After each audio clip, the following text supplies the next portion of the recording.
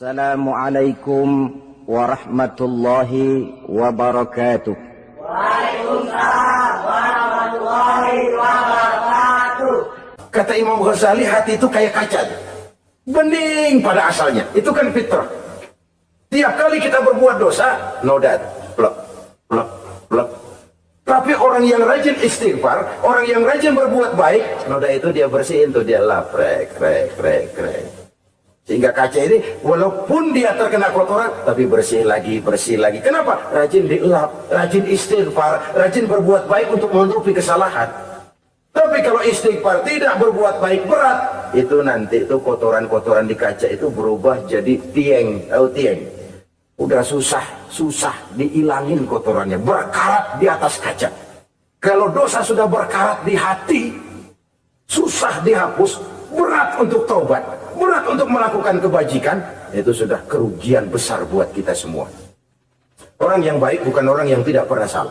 Orang yang baik adalah orang yang kalau dia berbuat salah dia sadar, dijadikannya pelajaran untuk tidak diulanginya lagi pada masa yang akan datang. Manusia dalam Islam tidak dilahirkan dengan dosa, tidak. Manusia bertanggung jawab terhadap perbuatannya sendiri-sendiri. Oleh karenanya, apabila kita terjatuh berbuat salah, cepatlah adakan perbaikan. Orang yang bertakwa dihapuskan kesalahannya oleh Allah, dilakukan pemutihan. Ya sama juga televisi lah. Kita dulu udah lupa bayar, kelamaan numpuk. Akhirnya kan kata petugas, yang bulan ini bayar aja dah, yang bulan ini aja, yang lain mau pemutihan. Kenapa? Dia sudah lihat kita punya tanda-tanda baik, pengen membayar dengan sebagaimana mestinya. Dari ketakwaan kepada Allah. Lalu wa yu'azzim lahu ajra. Orang yang bertakwa itu diperbesar pahala kebaikannya. Masya Allah. Sudah dosa saya percaya kepada sesuatu yang saya mengerti, sesuatu yang boleh dipelajari sejak TK sampai perguruan tinggi, sejak anak-anak sampai kakek nenek. Saya bukan percaya kepada sesuatu yang saya tidak mengerti tapi yang harus saya percaya. Saya justru percaya kepada sesuatu yang memang saya mengerti. Saudara-saudara, demikianlah bahwa Tuhan dalam Islam adalah Tuhan yang terbuka, rasional, boleh dipelajari sejak kakek-kakek sampai anak-anak, sejak TK sampai kepada perguruan tinggi. Lalu yang kedua, masih menurut kata dia, saya adalah pengagum Amerika, dia bilang. Sebagai penegak hak-hak asasi manusia, sebagai pahlawan demokrasi, yang pagi-pagi sudah mencanangkan di dalam dia punya Declaration of Independence, bahwa semua manusia dilahirkan sama. All men are created equal. Saya kagum dengan itu. Sampai pada satu saat, menurut cerita dia, saya berada di New York. Saya mau masuk sebuah restoran. Saya tertegun ketika saya akan masuk. Di pintu restoran itu tertulis white only. White only. Hanya melayani kulit putih. Artinya sing kulit ireng minggir. Saya gelo, saya nelongso. Bahasa Inggrisnya. Katanya all men are created equal. Semua manusia dilahirkan sama. Nah ini kok tegel-tegele. Kok sampai hati bikin tulisan hanya melayani kulit putih. Sampai saya melihat dalam Islam ini, betapa si kulit putih dan si kulit hitam duduk saling berdampingan. Masjid menjadi simbol semangat kebersamaan mereka. Siapapun masuk masjid, buka sepatu. Di sana mereka menghadap ke arah yang sama, menyembah Allah Tuhan yang sama, mengikuti cara Rasul yang sama, melakukan gerak yang sama, membaca bacaan yang sama, dengan bahasa yang sama. Persaudaraan seperti inilah yang lama saya dambakan. Ini kenapa saya memilih Islam. Saudara-saudara kaum muslimin, saya ingin menggunakan cerita ini sebagai pengantar bahwa salah satu misi Islam memang membebaskan manusia dari ras diskriminasi. Nabi menyatakan, "Innallaha la yanzuru ila suwarikum wa amwalikum, walakin yanzuru ila qulubikum wa a'malikum." Sungguh Allah tidak melihat tampangmu, Allah tidak melihat potonganmu, Allah juga tidak melihat hartamu. yang Allah lihat adalah hati dan amal perbuatanmu. Islam membebaskan manusia dari ras diskriminasi. Dari manapun orang datang, apapun warna kulitnya, dari suku apapun ia dilahirkan, akidah mengikatnya dalam satu persaudaraan yang mesra, persaudaraan Islam. Nilai manusia dengan demikian bergantung kepada ketakwaannya. Takwa, seperti kita tahu, adalah bahasa Quran yang sudah menjadi bahasa kita. Sedemikian sering kalimat ini dipakai, sampai-sampai ia mengalami pergeseran dari arti yang sebenarnya. Takwa, sejauh yang kita baca dari peninggalan para ulama kita, mempunyai konotasi imtithalul awamir wajtinabun nawahi. Melaksanakan seluruh yang diperintah Allah dan meninggalkan semua yang dilarangnya. Apa perbedaan prinsipnya? Kalau melaksanakan perintah itu sesuai dengan kemampuan, tapi menjauhi larangan itu mutlak. Enak kalau ada ayat, jauhilah larangan Allah semampu kamu, enak. Yang semampu kita itu melaksanakan perintah, tapi kalau sudah meninggalkan larangan, mutlak. Jauhi, tinggalkan. Disitulah nilai ketakwaan seseorang. Ini kan enggak, karena takwa digunakan oleh semua orang, akhirnya artinya bergeser. Semua ngomong takwa. Pejabat kalau dilantik bertakwa, sampai membleh bertakwa. Setelah pelantikan takwa ngalor dia ngidul. Harus dikembalikan kepada pengertian asalnya. Takwa itu adalah komitmen seseorang kepada perintah Allah dan komitmen meninggalkan yang dilarangnya sesuai dengan kemampuan. Di situ nilai manusia dalam pandangan Allah. Yang tadi Nabi katakan, Allah nggak lihat potongan kita, Allah nggak lihat harta kita.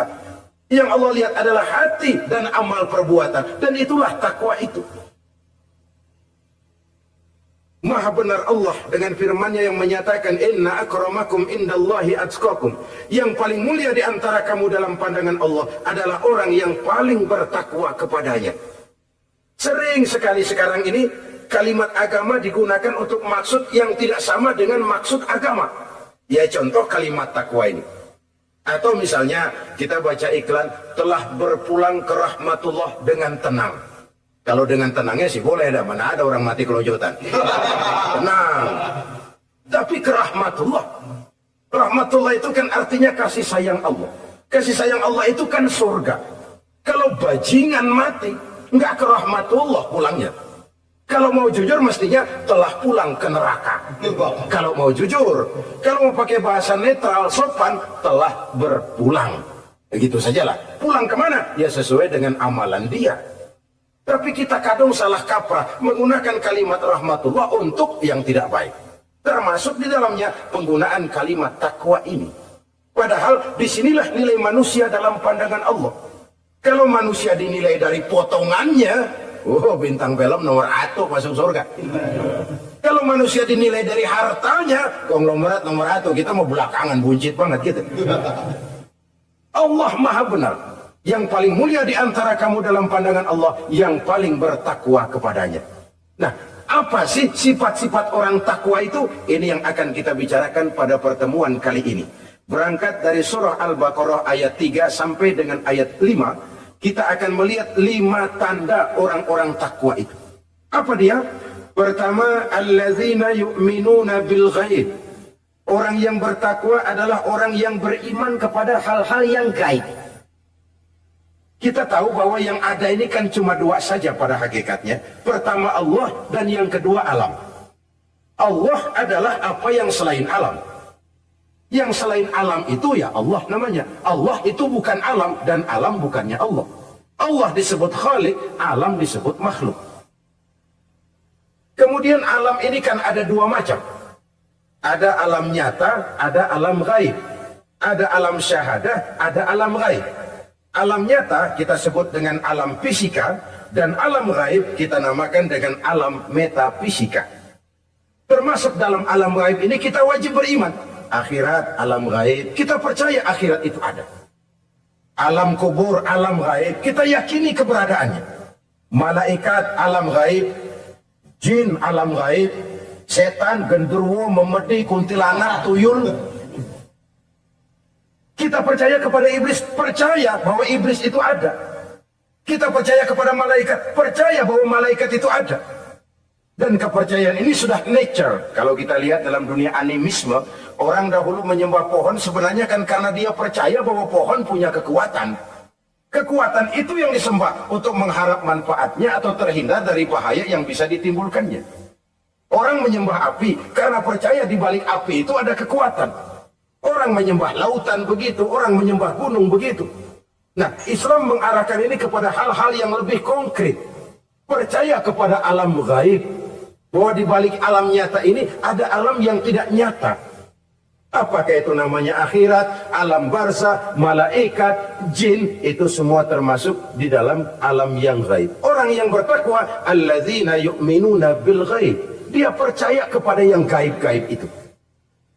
Percaya tentang adanya. Bukan percaya kepada iblis lalu ngikutin si iblis, bukan. Kita percaya yang namanya iblis itu ada. Setan itu ada, jin itu ada, malaikat itu ada, alam kubur itu ada. Sebagai makhluk yang diciptakan oleh Allah dan Allah sebagai khalik. Baik alam syahadat, baik alam gaib, penciptanya tetap Allah Subhanahu wa ta'ala. Allah menciptakan siang, Allah ciptakan malam, Allah ciptakan yang baik, Allah ciptakan yang tidak baik. Apa perlunya? Ada manfaatnya untuk keseimbangan dalam alam ini. Manusia kan diberikan kebebasan. Bahwa segala sesuatu sudah ditentukan Allah memang, tapi kan tidak diberitahukan ke kita. Alam naj'al lahu 'ainaini wa lisana wa syafatain. Bukankah kami berikan kamu dua mata, dua telinga, lidah?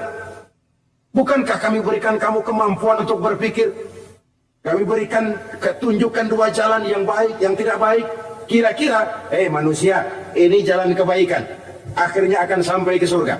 Ini jalan kejahatan, akhirnya akan sampai ke neraka. Silakan kamu memilih. Agar kamu tidak salah pilih, kami berikan otak. Kami turunkan Rasul, kami turunkan wahyu, kami turunkan agama. Kalau sudah semikian komplitnya, masih salah pilih juga, emang dasar rezeki bonyok. Dikasih otak, diturunkan Nabi dan Rasul, diturunkan wahyu, ditunjukkan jalan kebenaran. Malahan, kata Imam Mustafa Al-Maraghi, Allah memberikan petunjuk kepada kita itu bertahap. Pertama diberikan yang namanya hidayatul ilham, insting. Insting ini tingkatan dasar yang sangat diperlukan oleh manusia. Kita bisa lapar, kita bisa sedih, kita bisa gembira, kita bisa nangis, kita bisa ketawa. Nggak ada yang ngajarin. Belum pernah saya melihat ada kursus ketawa. Belum pernah. Belum pernah ada akademi pertangisan. Nggak ada. Itu insting yang kita bawa sejak lahir. Dan anehnya ketawa tiap orang nggak sama, nangis tiap orang nggak sama. Itu insting. Bayangin kalau gitu itu nggak ada. Kita nggak bisa sedih, nggak bisa gembira, kita nggak bisa ketawa, nggak bisa nangis. Polos hidup ini, kayak boneka. Nggak ada insting. Nah, ini juga diberikan kepada binatang. Binatang kan cuma instingnya insting rendah. Binatang marah bisa marah. Tapi perasaan mulia binatang nggak punya. Kepengen dipuji, kan kagak ada binatang. Dia cuma punya perasaan-perasaan rendah. Marah, tahu kebo kita sodok, marah dia. Perasaan rendah, lapar, binatang punya. Kenyang, binatang punya. Tapi perasaan tinggi, binatang nggak punya. Kepengen hidup lebih baik, nggak ada. Kepengen hidup terhormat, nggak ada. Senang kalau dipuji, nggak ada. Coba kebo kita puji habis-habisan, diam aja dia. Waduh, lu bukan main hebat bener. Ya tetap aja kebo. Atau kita caci maki, nggak bakal dia marah. Ini perasaan tinggi, ingin lebih baik, ingin lebih terhormat, senang kalau dipuji, marah kalau dicaci. Itu perasaan tinggi yang hanya diberikan kepada manusia. Manusia dipuji, senang, dicaci, marah. Orang kita puji walaupun, wah kamu hebat bener. Walaupun dia bilang, kamu bisa aja. Tapi kupingnya tetap aja mekar. Senang kalau dipuji. Insting yang rendah diberikan juga kepada binatang. Tapi bukan insting yang tinggi. Ini petunjuk pertama. Dengan itu kita punya perasaan dasar untuk mengagumi, untuk sedih, untuk gembira, dan sebagainya. Setelah insting kita diberikan panca indera. Yang kerjanya juga nggak sama. Penciuman dengan pendengaran, dengan penglihatan kan nggak sama. Yang enak buat kuping belum tentu enak buat hidung. Orang buang angin kalau ditinjau dari segi bunyi enak buat kuping. Tapi hidung kan kelabakan. Kerjanya nggak sama. Panca indera ini penting sebagai kesiapan untuk melayani insting. Persiapan melayani insting. Cukupkah? Tidak. Binatang juga diberikan panca indera. Bahkan kadang-kadang panca indera binatang lebih tajam daripada panca indera manusia. Nah, lalu diberikan yang ketiga, ini yang membedakan manusia dari binatang. Apa? Hidayah berupa akal, pikiran. Dengan ini, coba kita lihat. Manusia bikin rumah, burung bikin rumah. Tapi bandingkan, rumah burung dari tahun atu, ya gitu-gitu aja. Tapi rumah manusia, Masya Allah, modelnya macam-macam. Ada yang kita dari jauh nggak ngerti, ini celengan apa rumah orang ini. Bundar begini. Binatang bikin rumah, manusia bikin rumah. Binatang bikin rumah dengan insting. Manusia bikin rumah dengan otak. Hasilnya berbeda. Manusia tidak punya sayap, tapi dengan otaknya dia bisa terbang lebih tinggi dari burung. Manusia tidak bernapas dengan insang, tapi dengan otaknya dia bisa nyelam lebih dalam daripada ikan. Ini kelebihan manusia dari binatang, diberikan otak. Belum cukup rupanya otak, karena otak ini penemuannya relatif. Apa yang dianggap hari ini benar, besok udah nggak benar. Apa yang hari ini otaknya bilang baik, besok dia bilang jelek. Apa yang hari ini otaknya bilang katakan jelek, besok dia bilang baik. Yang relatif tidak bisa dijadikan pegangan. Maka Allah lalu memberikan yang keempat. Hidayatuddin namanya. Petunjuk berupa agama. Diberikan insting, diberikan panca indera, diberikan otak, lalu diberikan agama. Turun para rasul yang 25 itu yang merupakan mata rantai yang berkaitan. Tidak terpisah. Misi samawi, semuanya sama bersumber dari Allah yang satu itu. Setelah agama datang, masih ada yang lebih penting. Apa? Hidayah yang disebut taufik. Persesuaian kehendak antara kita dengan Allah. Kalau taufik tidak datang, kalau taufik tidak dapat, Kan'an saja anak Nabi Nuh, kufur. Anak Nabi tidak dapat taufik namanya itu. Agama turun, bapaknya Nabi. Bapaknya Nabi. Azar, ayahnya Nabi Allah Ibrahim, tidak mendapat taufik. Lalu Abu Jahal, Abu Lahab, pamannya Nabi, tidak mendapat taufik. Lalu istrinya Nabi Lut tidak mendapat taufik. Bayangkan ini, anak Nabi, paman Nabi, bapak Nabi, istri Nabi. Taufik inilah yang hak prerogatif Allah. Insting semua dikasih, panca indera semua dikasih, otak semua dikasih, agama kepada semua diturunkan. Tapi taufik ini hak prerogatif Allah. Lah kita ini bersyukur, ponakan Nabi aja bukan dapat taufik. Tidak sekedar mendengar Islam, mendengar agama, tapi mengikuti agama itu sendiri. Inilah institusi-institusi yang diberikan Allah kepada kita. Jadi kalau sudah begini lengkap, manusia, nih aku kasih, tempuh jalan ini, masih salah juga, dasar sableng. Pantas kalau Allah mengadili, pantas kalau Allah memberikan sanksi. Kenapa? Rasul udah turun, otak dikasih, panca indera dikasih, peringatan dikasih, masih salah juga. Pantas dong kalau diadili. Kecuali kalau Allah nggak nurunin apa-apa. Hidup dah selagu-lagu lu sono. Mau guling, mau kupak, terserah deh. Kalau begitu, lalu ada pengadilan, nggak adil. Ini institusinya lengkap kok. Pantas kalau Allah mengadakan pengadilan di akhirat. Pantas kalau Allah meminta kita pertanggungan jawab. Komplit begini rupa. Ya, termasuk di dalamnya kita percaya kepada yang gaib ini. Bahwa ada yang tidak nyata di balik yang nyata ini.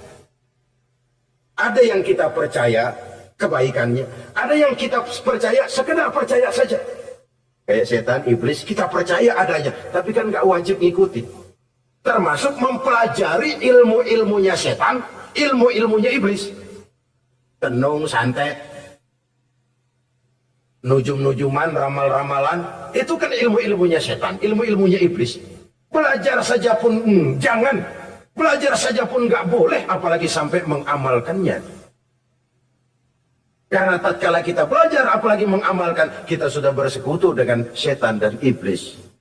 Na'udzubillah summa na'udzubillah. Ini yang pertama. Jadi orang yang bertakwa itu sifatnya yang pertama, dia percaya kepada yang gaib. Di balik yang nyata ada yang tidak nyata.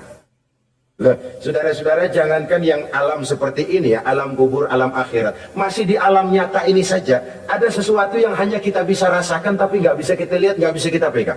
Contohnya angin. Ada tuh, kita rasain tapi kan nggak bisa kita pegang. Bentuknya bagaimana kita nggak tahu. Wah, merah Pak, kenapa? Buktinya dikerok. Itu mah merah kerokan, bukan warna angin merah. Sesuatu yang ada tapi hanya bisa kita rasakan. Pedas, makan cabai pedas.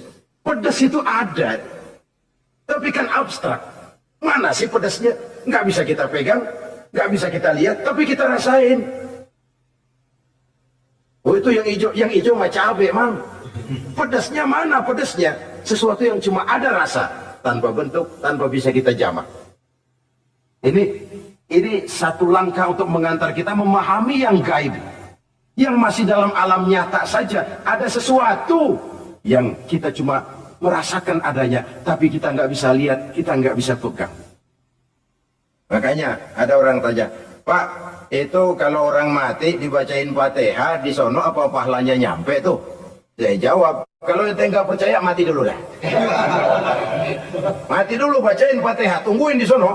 Kalau nggak nyampe balik lagi kemari. Bang, bagaimana hal-hal yang kayak begitu? Bang, sholat saja kita nggak tahu sholat kita diterima atau tidak oleh Allah. Kita puasa, kita hanya melaksanakan. Allah mau terima apa tidak, kita nggak tahu. Itu yang nyata-nyata, apalagi sudah berkaitan dengan hal-hal yang gaib. Ini sifat yang pertama, orang yang bertakwa, alladzina yu'minuna bil ghaib, dia percaya kepada yang gaib. Alam kubur itu ada, alam akhirat ada, malaikat ada, jin ada, surga ada, neraka ada, dan lain sebagainya. Satu. Yang kedua, orang yang bertakwa itu wa yuqimunas shalah. Setelah percaya kepada yang gaib, mereka juga mendirikan sholat. Nah, mari kita lihat ayatnya. Selalu yang berkaitan dengan sholat itu kalimatnya yuqimunas shalah. Mendirikan sholat. Bukan mengerjakan. Gak ada ayat i'malis sholah, if'alis sholah, kerjakan sholat. Gak ada. Selalu aqimis sholah, dirikan sholat. Kenapa? Kata para ulama, kalimat mendirikan ini mengandung makna istimrar, mengandung arti kontinuitas, ada kelanjutan. Mendirikan sholat artinya mengerjakan sholat dengan betul, selesai sholat, ajaran sholat diterjemahkan dalam kehidupan. Itu artinya mendirikan sholat. Nah, kalau dilihat dari sisi ini, banyak di antara kita yang sudah mengerjakan sholat, tapi belum mendirikan sholat. Sebab mendirikan istimrar, ada kesinambungan. Selesai sholat, ajaran sholat diterjemahkan di tengah-tengah kehidupan bermasyarakat. Sehingga sholatnya punya refleksi. Sholatnya punya bias dalam membentuk kepribadian dirinya.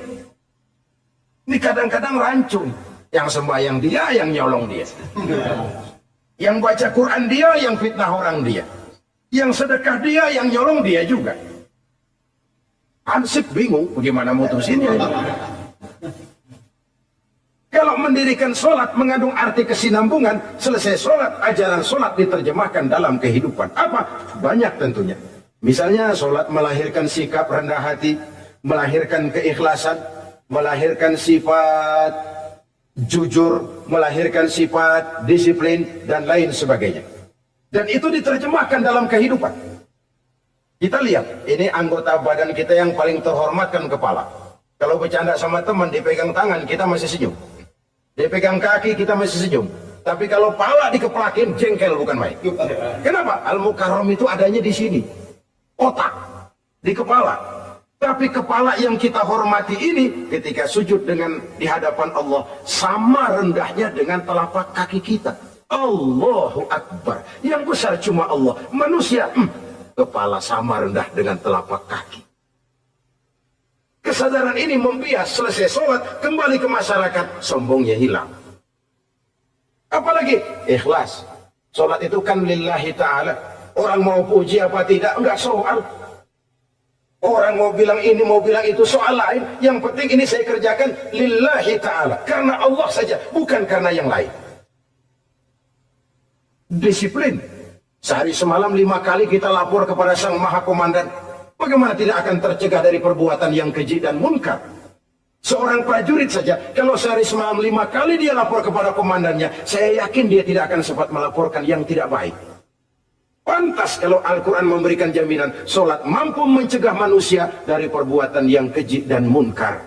Masih ada yang tanya, Pak, katanya sembahyang mencegah orang berbuat jahat. Iya, teman saya kok sembahyang nyolong ayam. Bagus, sembahyang nyolong ayam. Coba nggak sembahyang, nyolong motor. Gedean lagi yang dicolong.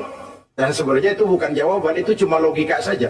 Yang benar adalah solatnya belum berfungsi. Dia baru mengerjakan solat, belum mendirikan solat. Inilah yang kalau kita jujur mau bicara, inilah problem kita sekarang ini. Mengislamkan orang Islam. Bagaimana dari mengerjakan solat kita menjadi mendirikan solat. Agar solat itu membuahkan hasil berupa pembentukan kepribadian. Di tengah-tengah kehidupan sosial kemasyarakatan. Kalau tidak, ya sekedar terjebak kepada rutinitas. Pergi haji begitu, pulang haji bikin gila.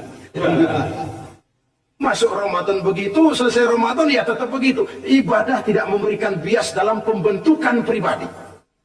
Itulah sebabnya digunakan kalimat yuqimunas sholat, mendirikan sholat yang mengandung arti berkesinambungan. Selesai sholat, jiwa dan semangat, ajaran dan filsafat sholat diterjemahkannya dalam kehidupan sehari-hari. Saudara-saudara kaum muslimin rahimakumullah. Sifat yang ketiga dari orang takwa adalah wa mimma razaqnahum yunfiqun. Mereka menginfakkan sebagian dari rizki yang diberikan Allah kepada mereka. Rizki, menurut definisi yang diberikan para ulama kita, ar-rizqu bima'na al-ata' hissiyan kana aw ma'nawiyan. Rizki adalah pemberian, baik yang abstrak maupun yang konkret. Selama ini kita sering mengartikan rezeki hanya dalam bentuk uang, sehingga rezeki kita dibatasi oleh pengertian kita sendiri. Padahal tidak cuma uang, ilmu adalah rezeki, jabatan dan kedudukan adalah rezeki, otoritas dan wibawa juga rezeki, anak, istri, suami juga rezeki. Ketika ayat ini mengatakan wa mimma razaqnahum yunfiqun, mereka menginfakkan sebagian dari rizki, yang dimaksud di sini adalah rizki yang konkret dalam bentuk materi, uang, benda, dan lain sebagainya. Orang yang bertakwa sadar benar, dari Allah rizki datang, ke jalan Allah rizki dibelanjakan. Semakin kita rajin membelanjakan rizki di jalan Allah, biasanya akan semakin mengalir rizki dari Allah. Semakin bakhil kita, kadang-kadang rezeki juga malas deketin kita. Yang keempat, orang yang bertakwa itu alladzina yu'minuna bima unzila ilaika wa ma unzila min qablik. Mereka beriman, mereka percaya kepada apa yang diturunkan terhadap Muhammad, yaitu Al-Quran, wa ma unzila min qablika, dan apa yang telah diturunkan sebelum kamu, yaitu Taurat, Zabur, dan Injil. Orang yang takwa percaya bahwa Allah dahulu telah menurunkan Taurat kepada Musa, Allah telah menurunkan Zabur kepada Nabi Daud, Allah telah menurunkan Injil kepada Nabi Isa. Percaya sekadar percaya, tidak wajib mengamalkan ajarannya. Kita percaya Taurat itu kitabnya Allah, Injil dahulu yang diturunkan kepada Nabi Isa kitab Allah, Zabur kitab Allah. Percaya sekadar percaya, bukan percaya kemudian mengamalkan, bukan. Karena dengan turunnya Al-Quran, maka seluruh kitab-kitab terdahulu sudah tercakup di dalam Al-Quran. Orang yang bertakwa percaya kepada apa yang diturunkan terhadap Nabi Muhammad. Apa itu? Al-Quranul Karim. Bagaimana kepercayaan kita kepada Al-Quran? Bahwa dia kitab suci, yang isi dan redaksinya langsung dari Allah, yang kita membacanya beribadah, mengerti atau tidak mengerti artinya. Akan lebih baik setelah bisa membaca, mengerti, kemudian mengamalkannya dalam kehidupan kita. Saudara-saudara, kalau kita adakan konteks ini di mana-mana, modernisasi, globalisasi, kemajuan sering membawa pergeseran nilai. Dulu, ini zaman dulu ya, waktu listrik belum masuk desa, kita rasakan betul. Kalau masuk kampung berasa banyak orang Islam. Padahal rumah pakai lampu templok, lampu tempel, paling banter, patroma. Tapi kita masuk kampung berasa kok banyak orang Islam. Kenapa? Suara Al-Quran kedengaran dari rumah-rumah. Kenapa? Ada anak-anak muda lagi latihan baca barzanji. Kenapa? Ada patayat, santri-santri wanita lagi baca solawatan. Kenapa? Nenek-nenek lagi ngapalin sifat 20 sembari nyisik. Wujud artinya ada, maka mustahil Allah. Zaman dulu terjadilah modernisasi, listrik masuk desa. Apa yang kita lihat? Rumah pada terang. Terus televisi main gede-gedean. Lalu radio kaset main kenceng-kencengan. Tergeserlah suara Al-Quran, apalagi solawatan, apalagi barzanjian. Apa tidak boleh? Ya boleh saja. Apa tidak bagus? Ya bagus saja. Tapi kalau harus menggeser, apalagi menggusur nilai-nilai positif, itu yang kita prihatin. Kan Nabi mengingatkan, la tattabi'anna sunnana man kana qablakum shibran bi shibrin wa zira'an bi zira'in. Kamu akan ikuti tingkah laku orang-orang sebelum kamu. Cuma ikut-ikutannya nggak berasa. Sejengkal, lalu sehasta, lalu semeter, lalu 3 meter. Begitu enak kamu ikut-ikutan budaya orang lain, sampai yang kamu ikuti masuk lubang biawak, kamu akan masuk juga ke dalamnya. Inilah kehidupan kita, inilah kehidupan anak-anak kita. Jujur mereka lebih kenal Valentine Day daripada Muharram. Anak-anak kita, anak-anak muslim, kalau kita menghitung Muharram sampai Zulhijjah nggak hafal. Kalau Januari sampai Desember, anak-anak kita bangun tidur hafal. Muharram sampai Zulhijjah, jangan anaknya, bapaknya keder. Kita hanyut oleh budaya-budaya yang, ya bukan saya katakan bukan tidak baik, tapi kalau harus menggeser, apalagi menggusur yang ada kaitannya dengan nilai agama, ini kan ironi. Ikut-ikutan kita sejengkal, semeter, sampai yang diikutin masuk lubang biawak, udah kadang asing ikut, ya ikut juga nyemplung ke dalamnya. Orang sering katakan mula-mula dari nama dulu nih yang kagak begitu kelihatan pengaruhnya. Mula-mula malu pakai nama yang berbau Quran, malu pakai nama yang berbau Islam. Dari nama nanti dia pindah ke pakaian, dari pakaian dia pindah ke pergaulan. Kalau sudah pindah ke pergaulan dikhawatirkan pindah agama pun nggak terasa. Wah, semua agama sama, semua agama bagus. Lalu bagaimana? Bagaimana musimnya aja. Ironi, menyedihkan, memilukan, bahkan memalukan. Yang tidak boleh kan fanatik kepada guru, yang tidak boleh kan fanatik kepada suku. Kalau kepada agama fanatik itu wajib, dalam arti bukan sempit, berpegang teguh kepada agama. Satu sikap yang wajar, bahwa penganut suatu agama menganggap cuma agamanya yang benar. Itu sikap setiap penganut agama. Orang Kristen begitu, orang Hindu begitu, orang Buddha begitu. Kenapa kalau orang Islam begitu lalu dianggap ekstrim? Sebagai Muslim saya yakin cuma Islam yang benar. Kristen juga akan bilang begitu. Kristen yang benar, Buddha juga akan bilang begitu. Ini fanatisme dan wajar penganut suatu agama menganggap cuma agamanya yang benar. Yang lain juga bersikap begitu. Tapi kalau Islam saja yang bilang ekstrim katanya. Dunia internasional sendiri kadang-kadang kalau sudah ekstremis, teroris, kok cepat sekali alamatnya ke Islam. Saudara-saudara kaum muslimin, rahimakumullah. Saya kembali kepada soal kita. Begitu enak kamu ikut-ikutan, yang kamu ikuti masuk ke lubang biawak, kamu akan ikut juga masuk ke dalamnya. Maka hati-hati bergaul. Maka hati-hati memilih teman. Maka baik teman pergaulan, lebih-lebih teman hidup. Karena orang sering bilang cinta itu love is blind katanya ya. Cinta itu kotok. Cinta itu buta. Cinta itu lamur. Nggak bisa bedain coklat. Nggak bisa bedain yang lain-lain. Orang sering kehilangan pertimbangan. Demi cinta akidah terjual.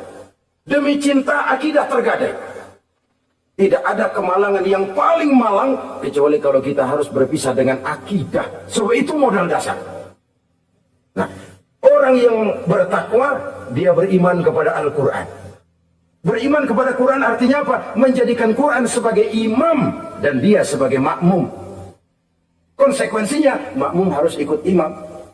Selain Quran dia percaya kepada Injil, kepada Zabur, kepada Taurat. Dilihat dari sudut ini, umat Islam itu lebih toleran loh. Orang lain yang megang Injil nggak bakal percaya kepada Quran. Orang lain yang memegang Taurat nggak akan percaya kepada Quran. Tapi orang yang megang Quran, dia percaya kepada Injil, dia percaya kepada Taurat. Dari sudut ini kan kita lebih toleran. Allah dahulu menurunkan Injil kepada Isa. Yang Injil itu yang kita percaya. Yang Allah turunkan kepada Isa. Yang Allah turunkan Taurat kepada Musa. Bukan yang telah terkena intervensi dan investasi manusiawi. Dan percaya pun terbatas percaya kepada adanya, bukan kepada mengamalkannya. Kenapa? Karena ordenya udah lewat. Kita percaya Bung Karno adalah presiden pertama Republik Indonesia. Tapi kan udah lewat. Udah lewat. Kita percaya Bung Karno presiden pertama Republik Indonesia. Tapi kan udah lewat, udah selesai. Begitulah kita mempercayai Taurat, mempercayai Injil, ada, kita percaya, tapi kan udah selesai misinya. Yang berlangsung sampai akhirat nanti adalah Al-Quranul Karim. Orang yang bertakwa meyakini itu. Ini yang keempat. Yang kelima, wabil akhirati hum yuqinun. Mereka yakin, orang bertakwa ini, kepada adanya akhirat. Kalau itu kan gampang, semua orang juga yakin. Loh, bukan sekedar yakin, sekedar percaya. Ya, percaya kepada Allah, percaya kepada akhirat, pokoknya percaya. Bagaimana? Ya begitu, pokoknya percaya. Bukan itu. Kepercayaan yang memberikan refleksi. Iya ya, akhirat ada. Ada hidup sesudah mati, ada akhirat sesudah dunia. Saya memang benar kepengen cepat kaya, tapi kalau nipu orang nanti di akhirat bagaimana? Ini loh. Saya memang benar kepengen cepat naik pangkat, tapi kalau mesti jilat atas, injak bawah, sikut kiri kanan, teman jadi lawan, lawan jadi teman, di akhirat saya bagaimana? Ini loh percaya akhirat itu. Saya memang benar kepengen cepat kaya, tapi kalau makan renten, nanti di akhirat bagaimana? Kepercayaan yang mewarnai gerak kehidupan. Kalau percaya sekedar percaya, yang buta campur budak juga percaya. Akhirat ada. Tapi kan kepercayaan yang memberikan refleksi, mewarnai gerak hidup kita. Loh, enggak gitu. Orang yang percaya akhirat itu gayanya enggak gitu. Orang yang percaya akhirat itu sikapnya enggak gitu. Orang yang percaya akhirat jalannya enggak gitu. Orang yang percaya akhirat ngomongnya enggak asal ngomong. Kepercayaan yang memberikan refleksi terhadap gerak hidup. Nah, ini refleksi dari sifat-sifat takwa. Saudara-saudara, kalau itulah sifat-sifat orang takwa, lalu terhadap mereka yang takwa ini, karunia apa yang diberikan Allah? Apa keutamaan mereka? Mari kita kutip beberapa ayat. Pertama, ini janji Allah ya. Wa may yattaqillaha yaj'al lahu makhraja. Siapa yang bertakwa kepada Allah, maka ia akan diberikan jalan keluar dari segala macam kesulitan. Masya Allah. Orang takwa itu kan orang yang dekat dengan Allah. Kalau sudah dekat dengan Allah, everything is running well. Apa yang nggak selesai? Impossible, kata otak. Tidak mungkin, kata rasio. Mana bisa menurut kebiasaan. Tapi orang yang takwa selalu saja ada jalan keluar. Selalu diberikan Allah jalan keluar. Ini yang faktor yang irasional. Faktor yang non-komputer. Faktor yang samawi. Allah yang mau, ada saja jalan keluar. Coba. Waktu terjadi peristiwa hijrah, Masya Allah. Rasulullah itu sudah dikepung rapat rumahnya, pagar betis. Jangan manusia, tikus saja nggak bisa lewat. Rapat di pagar betis. Kesepakatan sudah jelas, membunuh Muhammad bersama-sama. Apa yang terjadi? Ketika Nabi keluar, buka pintu. وَجَعَلْنَا مِنْ بَيْنِ أَيْدِيهِمْ سَدًّا وَمِنْ خَلْفِهِمْ سَدًّا فَأَغْشَيْنَاهُمْ فَهُمْ لَا يُبْصِرُونَ. Di depan belakang, di kiri kanan mereka kami jadikan dinding. Kami butakan mereka. Mereka enggak lihat Muhammad keluar dari rumahnya. Allah berikan jalan keluar. Padahal Quraisy siaga satu, pita merah, apel siap, mata menteleng, Nabi lewat enggak kelihatan. Persis ikan bandeng. Ikan bandeng kan melotot, colok dia maju. Enggak lihat apa-apa. Yaj'al lahu makhraja. Allah berikan jalan keluar dari berbagai macam kesulitan. Sesuatu yang menurut kita, aduh udah deh, nyerah dah, nggak bisa dah. Tapi orang yang takwa kepada Allah, Allah janji, Allah lah yang janji ini. Yaj'al lahu makhraja. Allah akan berikan jalan keluar dari segala macam kesulitan. Kenapa? Dia dekat dengan Allah. Orang yang kayak begitu yang kita takut itu. Doanya ngebul kata anak-anak. Permohonannya didengar, ratapannya dipenuhi. Allah berikan dia jalan keluar. Ada saja jalan keluarnya. Ini keistimewaan pertama dari orang yang takwa itu. Lah kalau Allah yang ngasih jalan keluar, siapa yang bisa mencegah jalan orang kayak begitu? Di pagar betis lolos. Di Gua Sur Quraisy sampai ke Gua Sur. Mencari Nabi. Kalau mereka nengok aja kelihatan. Apa yang terjadi? Dilalah. Dadakan. Burung bertelur di bibir goa. Laba-laba bikin sarang di bibir goa. Quraisy mikir kalau Muhammad masuk kemari telur berantakan. Rumah laba-laba hancur ya. Nggak mungkin dia ke sini. Cari ke tempat lain. Rumah laba-laba yang rapuh mengagalkan usaha Quraisy yang gagah perkasa. Yaj'al lahu makhraja. Allah berikan jalan keluar. Ini yang pertama.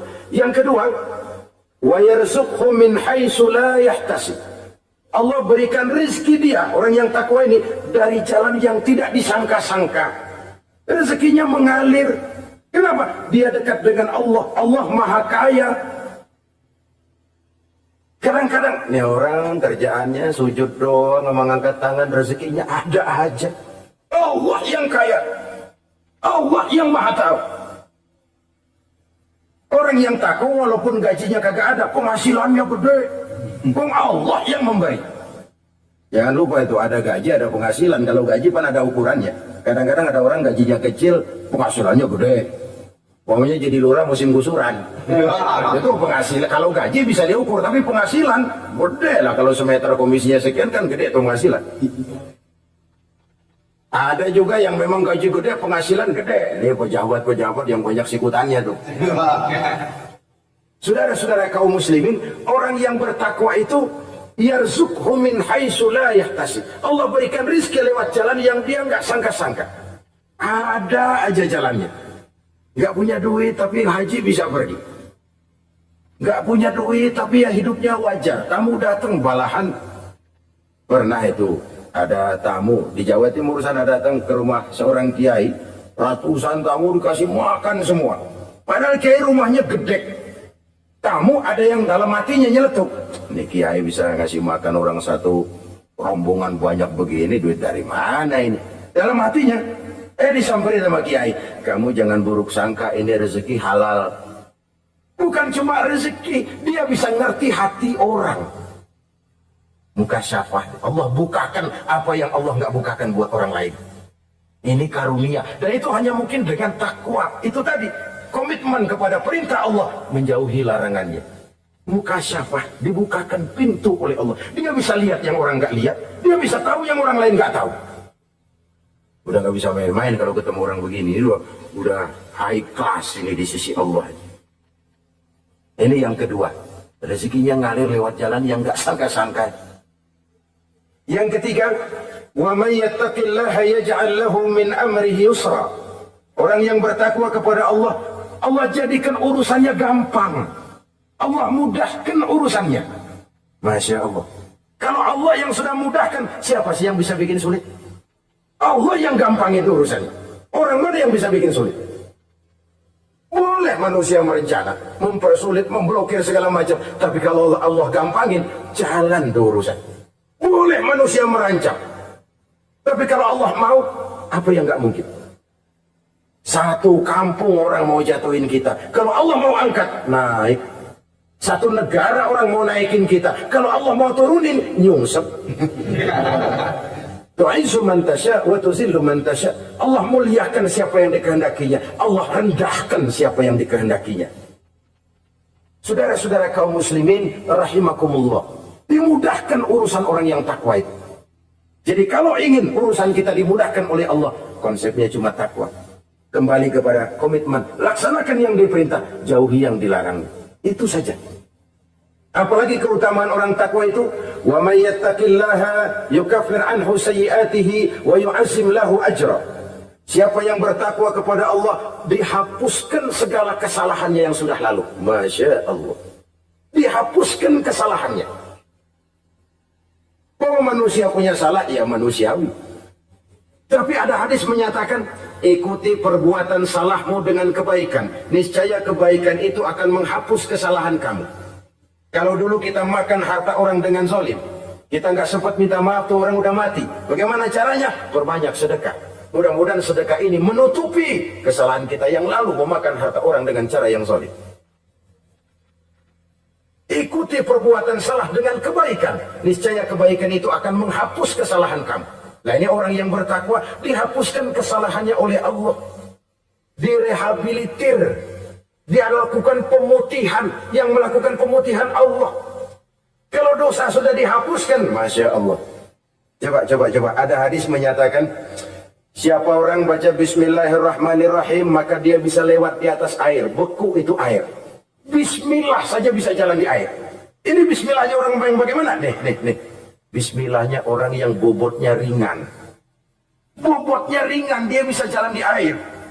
Kenapa bobotnya ringan? Dosanya pemutihan. Model kita 16 kali baca bismillah, lewat di empang kelelep aja. Bobot kita kelewat berat oleh lapisan-lapisan dosa. Makin banyak dosa, makin berat bobot. Karena bagaimana kita mau mendapat kemudahan dari berbagai urusan? Dosa kita berlipat-lipat. Kata Imam Ghazali, hati itu kayak kaca. Bening pada asalnya. Itu kan fitrah. Tiap kali kita berbuat dosa, noda. Plek. Tapi orang yang rajin istighfar, orang yang rajin berbuat baik, noda itu dia bersihin tuh, dia lap, rek. Sehingga kaca ini, walaupun dia terkena kotoran, tapi bersih lagi. Kenapa? Rajin dilap, rajin istighfar, rajin berbuat baik untuk menutupi kesalahan. Tapi kalau istighfar tidak berbuat baik berat, itu nanti itu kotoran-kotoran di kaca itu berubah jadi tieng. Tahu tieng?